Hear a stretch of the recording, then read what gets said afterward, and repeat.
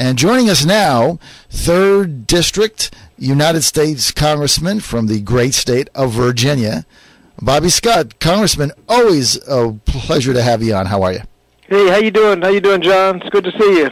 I tell you what, I loved Clinton's speech last night, and I want to get your perspective on it. Just share with our audience that you are great friends with former President Clinton. You were one of his most articulate and passionate defenders when you sat on the Judiciary Committee during the impeachment process.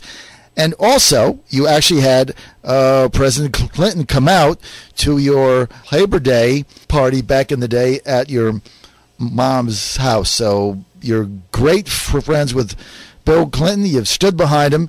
How do you think you made out last night? I think he did an excellent job. I mean, one of the things I liked particularly was the fact that he pointed out that facts matter and has recited the incredible statement from the Governor Romney's campaign that they will not let their campaign be dictated by fact checkers, as if facts don't matter. And I think he pointed out not only do facts matter, arithmetic matters.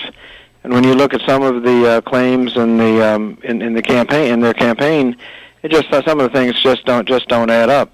The budget, for example, the Romney campaign wants to increase defense spending, wants to cut taxes, and that's how they're going to balance the budget.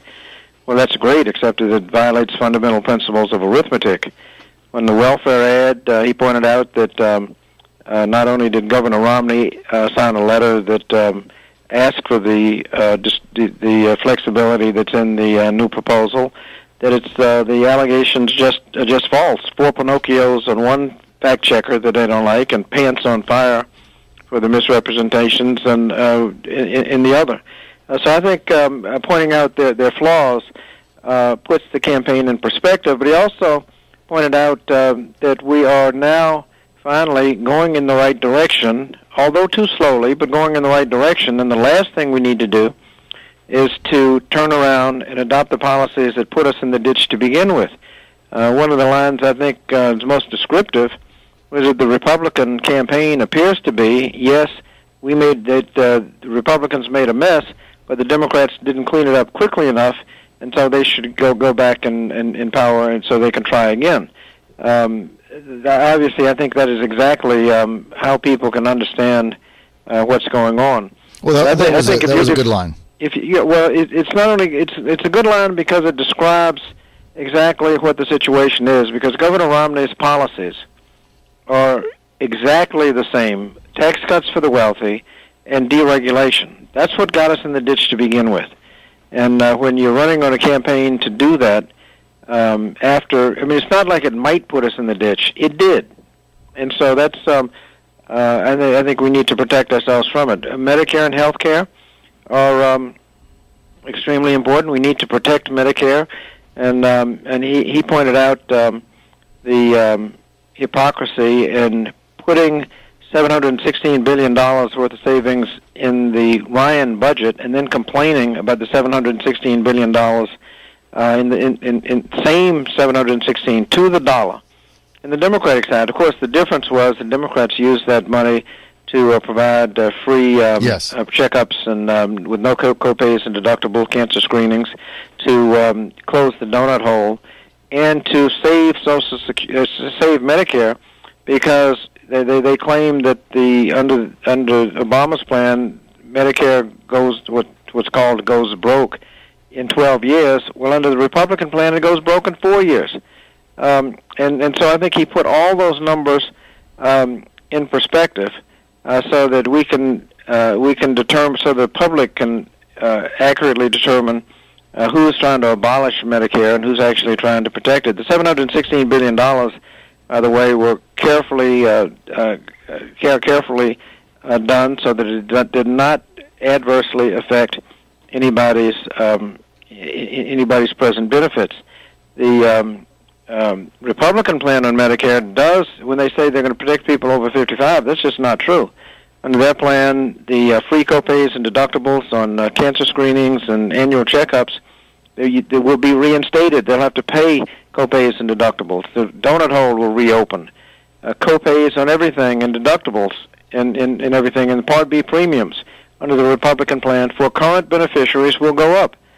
And then, of course, the solvency goes from 12 years down to 4 years. It goes broke 8 years sooner. And that's for people who they say they're protecting. There's no doubt Bill Clinton did a effective job last night in framing that argument. Hey, I have to give one shout-out before I forget. Following me on one of our stations, WLEE AM 990 News Talk in Richmond, is Jack Gravely, the Jack Gravely Show. Jack says hi. Oh, we're good. Jack, we know Jack was in Richmond for many years, and he still is. And he was executive director of the NAACP for many years, so he's well known in the Richmond area, and so I think he'll get a good following in Richmond. He's a good guy. Okay, now a couple of things I want to go over in the time that we have. Number one thing is, Congressman, I know you personally. I know you're a Christian. I know you go to church. I know you pray all the time. I've seen that in your office.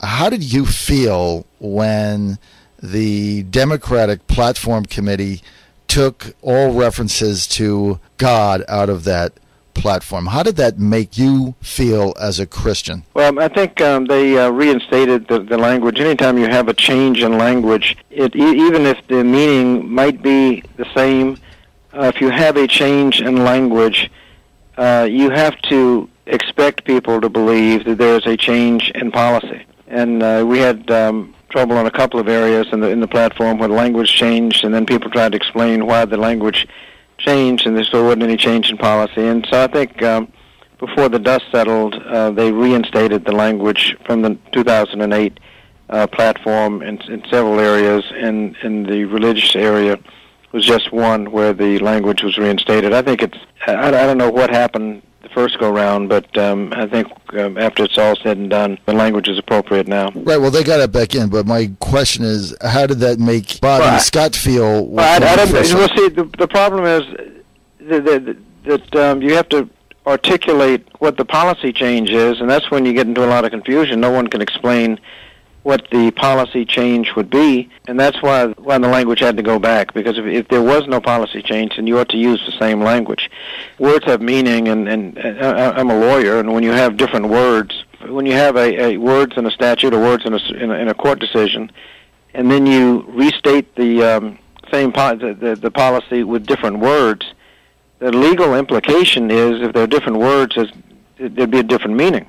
Obviously, the people in the platform committee weren't lawyers, because they would have recognized that if you change the words, you're in fact changing the meaning, unless you have a very clear, articulated basis for doing it. And then, obviously, I think some of the confusion that occurred made it imperative that the language get reinstated. So I think there was a little bump in the road. Congressman, if you were on or part of that platform committee, would you have objected to that immediately? I think I didn't follow the platform that closely, so I don't know what they were thinking. I think the important thing is that if you change the words, you ought to be ready to articulate the change in policy. Right, and they obviously were not. They were not able to do that. And, all right, so it all got resolved. Let's move on from there. Now, President Obama's speech tonight, he's got a tough act to follow. And I remember in the vice presidential debate, I believe it was 1988, when Lloyd Benston said to Dan Quayle, I know Jack Kennedy. Jack Kennedy's a friend of mine. You know Jack Kennedy. Does the same thing play out tonight? Bill Clinton brought the House down. Bill Clinton got tremendous results as president. Barack Obama hasn't gotten the same results. Those are the facts. So is it the same kind of thing? He's no Bill Clinton. Well, it depends on what you mean by results. Bill Clinton had the same unanimous opposition from the Republicans. There are more Republicans in Congress now than under Bill Clinton, so unanimous opposition from the Republicans makes it virtually impossible to get anything done. But during the first 2 years of the Obama administration, we did get health care. We put a floor on the recession that was turning into a depression and stabilized the economy. And we've been able, even over the virtually unanimous opposition from the Republicans, and then the opposition from the Republicans isn't just ideological. I mean, it's political. I mean, they have an articulated strategy that if President Obama is for it, they're against it, even if they were for it. The Budget Commission, there was a bipartisan bill in the Senate to set up a budget commission. President Obama endorsed it, said it was a good idea, and when it came to a vote, several co-sponsors on the bill, Republican co-sponsors on the bill, voted no and defeated the bill. I mean, there were co-sponsors on the bill and they voted no. So I mean, that's part of the problem that you're dealing with. But I think it's clear that we are going in the right direction. I mean, if you look at just the stock market under Clinton, it almost quadrupled in 4 years. Under President Bush, if the stock market is a measure of the economy, it was about where it was when it started after 8 years. Depending on whether you count the day he was inaugurated or the bottom by the time his policies could stabilize the stock market, whichever you use, and by any measure, the market's up between 50 and 100% under President Obama, and in just 4 years. So, I mean, I think if you look to suggest that that's a failure, I think we are going in the right direction, but just not going quickly enough. And this is a choice.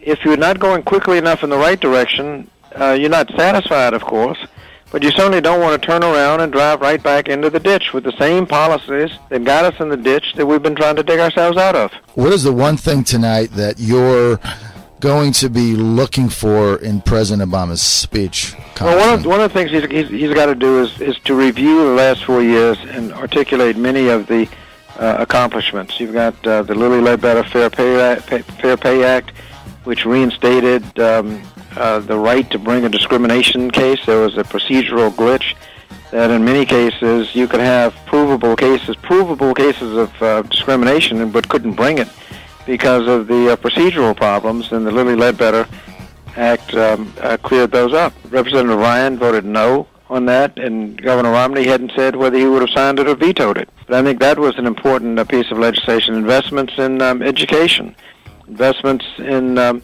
transportation have been at high levels. And I think you can look at the fact that we have slowly been digging ourselves out of the ditch, going in the right direction, to show that what we've done, and then point to what, you don't want to run a campaign in the past. You've got to talk about what you're going to do in the next 4 years. And I think making sure that people have an opportunity to achieve the American dream, that includes education, health care, protecting Social Security and Medicare, and how we can continue going in the right direction and hopefully go in the right direction more quickly. Okay, Congressman Scott, we're out of time. You're with 3rd District, Virginia Congressman C. Bobby Scott. Congressman, we always enjoy your perspective. We want to get you on next week, and we'll see tonight if President Obama's speech takes on the Bobby Scott tract. Thanks for joining us. Thank you, John. Always a pleasure.